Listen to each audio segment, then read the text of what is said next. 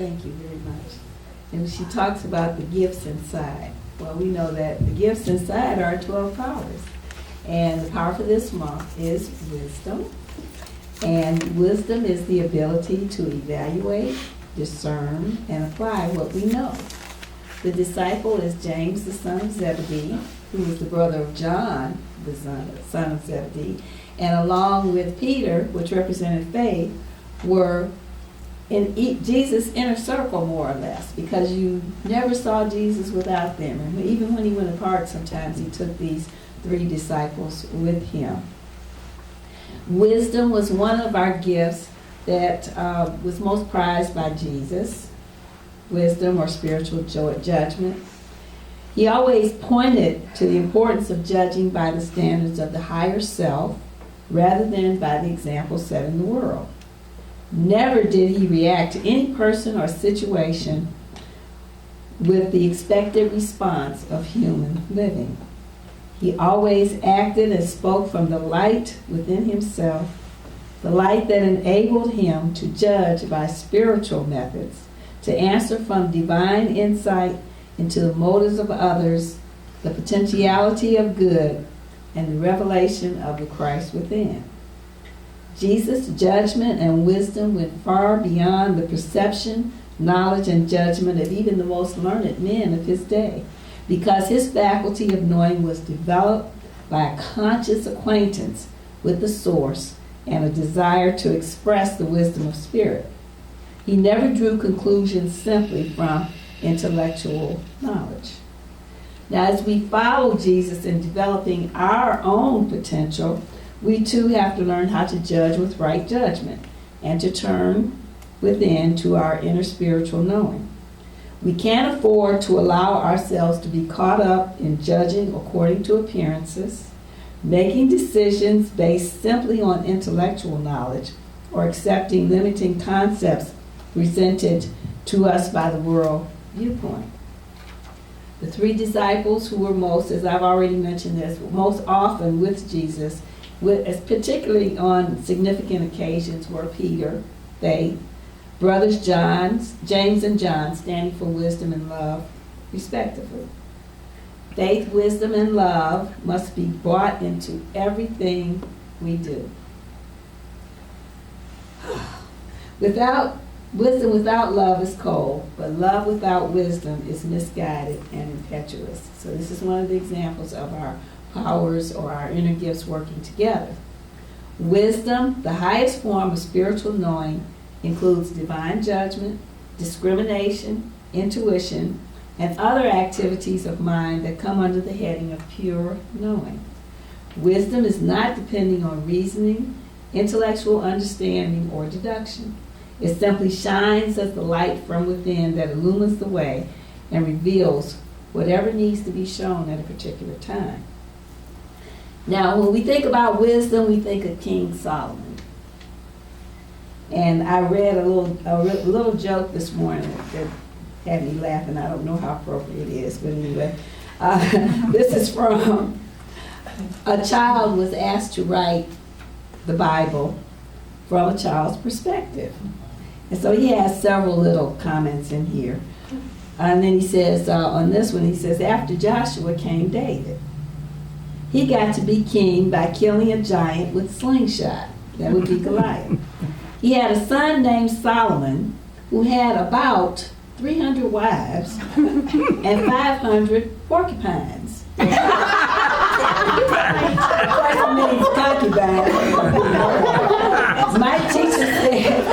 teacher said that he was wise, but that doesn't sound very wise. Especially the part about the porcupines. But anyway, I got some more, I share them with you. It's real cute. We've been trying to do taxes this week, and it's really the only time of the year when my husband and I kind of get a little edgy with each other. So when I was reading that this morning, I thought, oh yeah, this will take the edge off. So anyway, back to King Solomon. We know that King Solomon was the son of King David and Bathsheba, and we know what happened there with David having Bathsheba's husband sent to the front and she being killed because he had an affair with Bathsheba.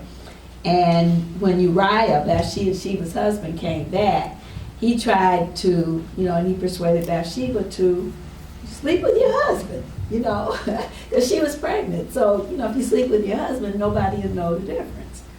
Well, that didn't work out. So what he did was he sent Uriah to the front. And he was killed, consequently. So then he took Bathsheba as his wife. And the first son died.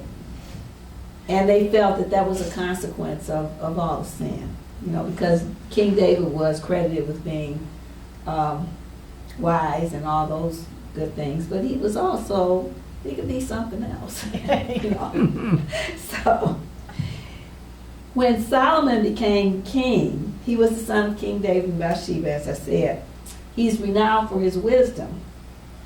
He's also known for his riches, which were given Solomon by God, along with wisdom. Because when God asked Solomon, what is it you want, to help you to rule the people? So instead of asking for material things, the riches and, the diamonds, the pearls, the bling, he asked for wisdom and discernment that would help him to rule his people. So as a result of asking for wisdom and discernment, he was also given all those things. All those things were added to him. So that's a lesson for us, and that when we ask for these intangible gifts, such as the wisdom, the riches, the earthly riches follow naturally as a consequence of that. So King Solomon was highly regarded for that. The biblical passage that tells the story, and I forgot to mention, this is in 1 Samuel, if you want to go back and read it at some point. The biblical passage that tells the story of why God gifted Solomon with wisdom and wealth immediately comes before the passage that provides the classic example of the wisdom of Solomon. His judgment about the true mother of a disputed infant. Now it was said that there were two ladies of ill repute.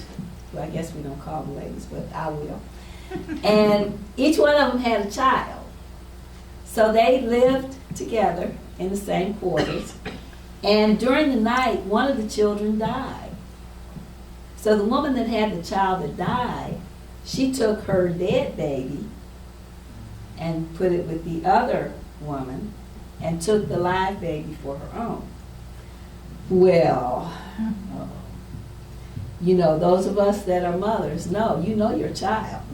From the minute it is born, your child. And I remember when I had my son, and there comes a point where they have to take them, and they take them to the nursery, and they give them shots and all this. And I told my husband, watch him. Not that I thought anybody was going to take him, but it's that instinct. So she knew this wasn't her baby. The dead baby wasn't her baby. So they had words about this, and then they decided, okay, well, we'll go to King Solomon, and we'll let him decide. They come before King Solomon, and so in his wisdom, he says, okay, well, since both of you are claiming that you gave birth to this baby, I'll tell you what we'll do. And since you can't decide who we should go with, this is what we'll do. We'll cut him in half. Okay? And he knew that if he said something like that, the real mother would come forth. The actual real mother, with her concern for her child, would come forth. And this is what happened. So he knew that this would happen. The other potential mother didn't care. She wanted her peace. So he knew that by doing this, the real mother would be revealed, because she would be the one who would rather give up her child than to see him be destroyed. Now, it wasn't a cartoon. I won't say it's a cartoon, but there was a disgusting, I'm sorry, that's a judgment, but there was that disgusting item on Facebook. It was a picture, and I did erase it, and I rarely comment on these things, but it had a baby, a cake in the shape of a baby. Oh, that's Did you see that? Wasn't that terrible? It was bad. It was bad. And then they had cut it up like you would a cake at a shower. And the person that posted it asked the question, would you serve this at your shower? So some of the answers were not very nice. You know, I was like, oh no, this is horrifying. And then what I did is you click at the top there and you go down and, I don't want to see this because it was just terrible. So that's kind of like what Solomon was talking about. Okay, so here's what we'll do. We'll take the baby and we'll cut him in half. Well, naturally, you cut the baby in half, the baby's going to die, right? So this is how he discerned who the real mother was. Now that's who we usually look at as an example of our divine power and wisdom at work, Solomon. And in this case, he was right. Now, in addition to Solomon and the other wise men of the Bible, the his story, we had some wise women. So I'm going to tell you about an example of her story. Okay, this is March. This is Women's History Month. So I'm going to take the liberty, like I did last time I was here, and we're going to talk about one of the wise women of the Bible. And there were several. One of them was Deborah, who was actually a judge, which was something that was unheard of. I mean, even today it can be kind of unusual, even when things open up. But there was Deborah and Priscilla, and the one I'm going to talk about today is Abigail. And her story can also be found in 1 Samuel. Now, Abigail was the wife of Nabal. She was described as intelligent and beautiful, while Nabal was rich, mean, and surly in his dealings. So it is probably safe to say, too, that Abigail was probably younger than Nabal. So what a match. You got this sweet woman, godly woman here, and then here's Nabal, who is nasty in every sense of the word.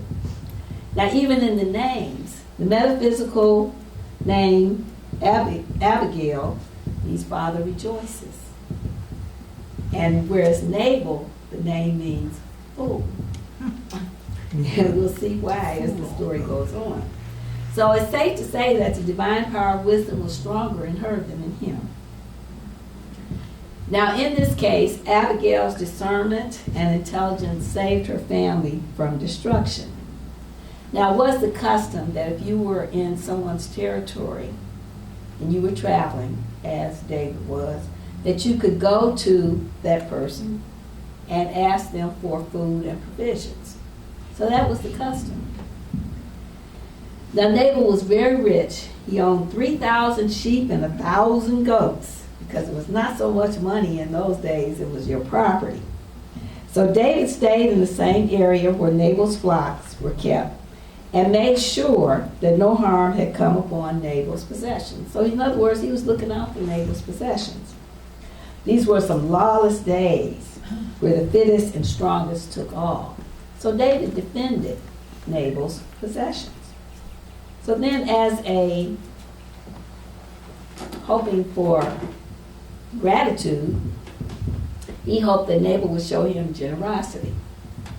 Now, unfortunately, Nabal was very arrogant, and he wouldn't even recognize the fact that David had helped him out. When he goes to him and politely asks for some provisions for his men, Nabal returned his request with an insult and sent the men away with no food. David was mad. He was very angry. And he decided, okay, all right, I'm going to take revenge by killing him and his family. Okay. So now, David wasn't right. Okay, murder was not a reasonable response to a selfish man. But these were the lawless days, kind of like the Wild Wild West. And David had the manpower.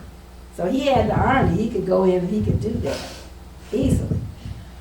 Here comes Abigail to the rescue. So, resentful, David was on his way to murder Nabal and his whole household. So what Abigail did, she's thinking very quickly here, she hastened to meet him by preparing food for his men and taking the food to them without her husband's knowledge. So she went behind his back. Now, that could have turned out very badly for her too. When she met David on the mountain pass, she fell down before him and took responsibility for the insult.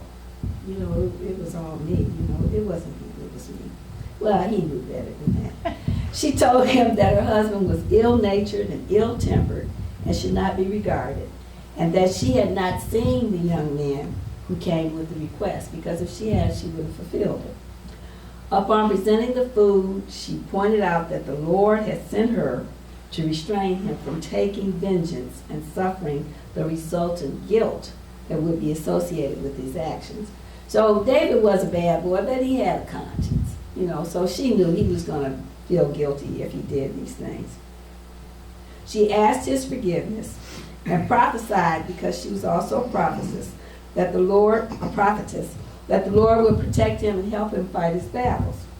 His life would be preserved, and the Lord his God would make him Prince of Israel. She also asked him to remember her when the Lord had dealt favorably with him. He blessed her. Now, he could have killed her, but he blessed her. He thanked her and told her to go on in peace. There would be no reprisal. Abigail had saved the day, and due to her, David actually practiced forgiveness. He forgave all, and he said, okay, that's all right. Now, when she got home, her husband was inebriated. He was drunk. So she decided to wait until morning to tell him what had happened. It's like, well, I won't bother him now because he won't remember anyway. So she waited until the next morning when he had sobered up. And she told him what had happened, what she had done. And he immediately suffered a stroke, and he died 10 days later. And David did indeed remember Abigail, and through a series of events, he sent for her, and he actually wooed her, courted her, and he made her his wife. So Abigail was way ahead of her time in a religious sense. There had always been the rule that if any harm follows you, you shall give life for life, eye for an eye, tooth for a tooth. You've all heard it. And arm for arm, and so on. Now again, to quote Martin Luther King Jr., he says, an eye for an eye leaves everybody blind. Because I gouge out your eye, and then you come out and gouge out my eye, and then, everybody is blind. Who wins in a case like that? She interceded so that David did not carry out the law. She was beautiful, possessed of wisdom and understanding. And she knew that unless she returned good for the planned evil, he would attack her entire household, and that David would carry the guilt of his bloodshed. So Abigail, being a prophetess, or one who tells future events, she knew all this because she could see ahead. So she went within and she followed the guidance of God. Now there are two things that we can learn from Abigail. Number one, when faced with someone behaving in the manner of Nabal, there's a modern word we have for it, but we won't say it. It's kind of synonymous with donkey. You get my drift. We have to act from the center of our being and divert the results of the person's choices if we can. So she determined that she was not going to let him do this, because this would set off a chain of events that would be disastrous for everyone. The second thing she did is she returned good for evil and prevented the results of negative words and actions by offering their opposite. So she apologized for what her husband had done. This is how we apply our faculty of wisdom. Now, it's not easy. It's not easy at all, especially when the crowd is actually against you, or you're going against what is expected or what everybody else is doing, and you're following the crowd. Now, David could easily have killed her when she approached him. He'll say, okay, well, we'll settle this right now. Here's his beautiful young wife. That's even better. She went anyway because she knew that her husband was wrong. And number two, she knew that she could make up for it. She could amend her husband's wrong. Her wisdom came from God.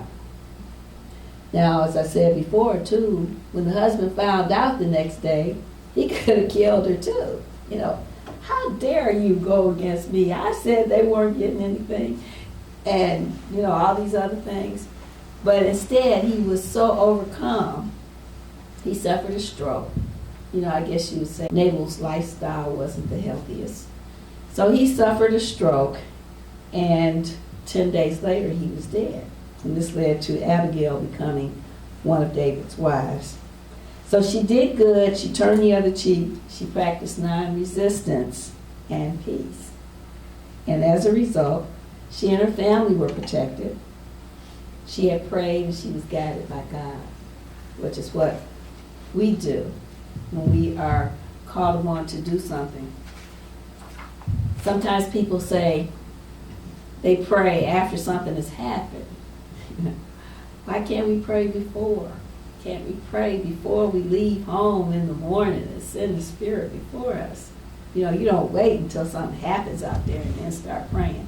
Although I have, you know, just to be honest, I have. But let's stay prayed up. And we do that by doing what Abigail did, by going within and following the wisdom and guidance of Spirit. Now, we don't always see the results as quickly as did Nabal and Abigail. And sometimes things, we don't see the results of our actions because they come back through another channel. But does that mean we don't do things? No, it doesn't, because it can always come back through another channel. And she knew this. So this is where we talked about our faculty of strength last month, and strength in the form of patience. This is where we have to practice patience. So we don't stop giving. We don't stop giving our love offerings and our tithes, our money. We don't stop gathering things to take to shelters. We don't stop doing these things because we think there's no return. There is a return, and we do have to practice faith and have the strength to be patient that our actions will reap benefits. Well, in summary, Abigail replaced evil with good. Abigail acted on what she knew was the right way. Was it the popular way? It actually went against their religion, but she went ahead and she did it anyway. Again, she was following her inner guidance and her wisdom. Abigail took a chance that retaliation from David and or her husband might harm her. You know, because she could have gotten one across the face for that, or worse. She did it anyway. She followed her guidance as it was informed by wisdom. And above all, she was faithful. That's what it is. Thank you. So that's her story, and we're sticking to it. Solomon, good old Solomon. We like Solomon.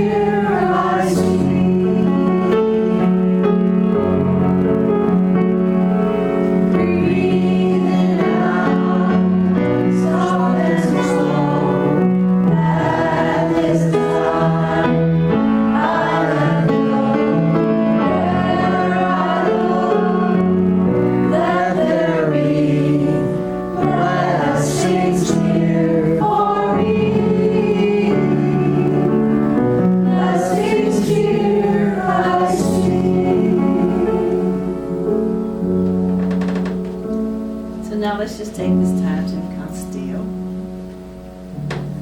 And for today's meditation, I'm going to look at the fourth Sunday of Lent reading, which comes from Higher Ground, which is the Lent booklet for the season.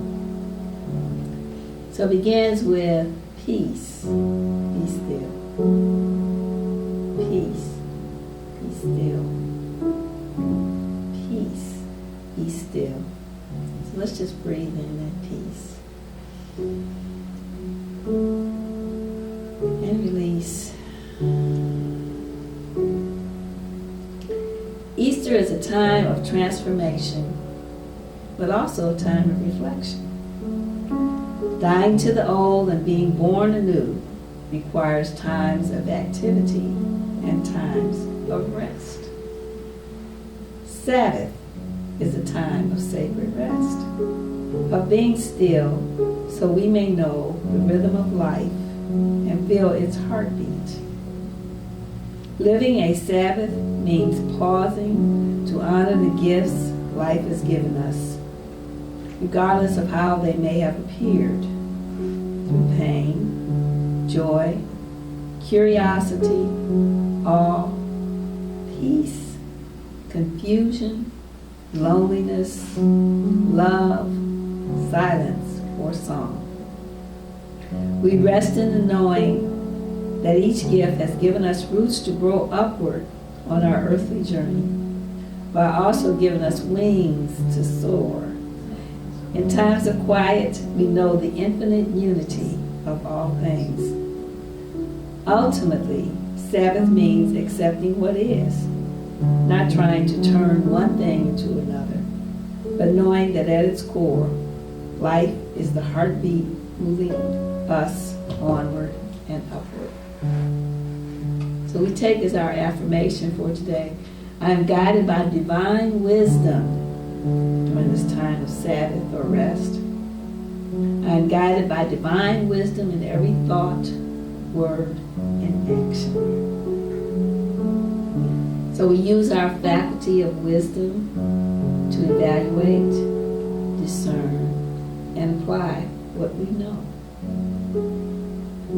So we can think of at this moment, and we know that the location assigned to our divine power of wisdom is the pit of the stomach. So we're going to ask this week that you pay attention to those feelings in the pit of the stomach. When something says to you, and that's what that is, when you get that feeling, maybe you shouldn't do that. Maybe you should go this way instead of that way. So we invite you to pay attention to that feeling in the pit of the stomach, where our wisdom faculty resides.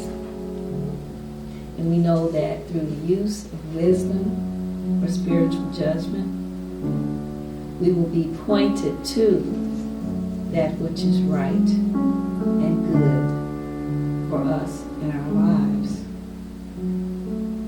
So let's just take a moment to contemplate this power of wisdom and where we can use it in our lives right now.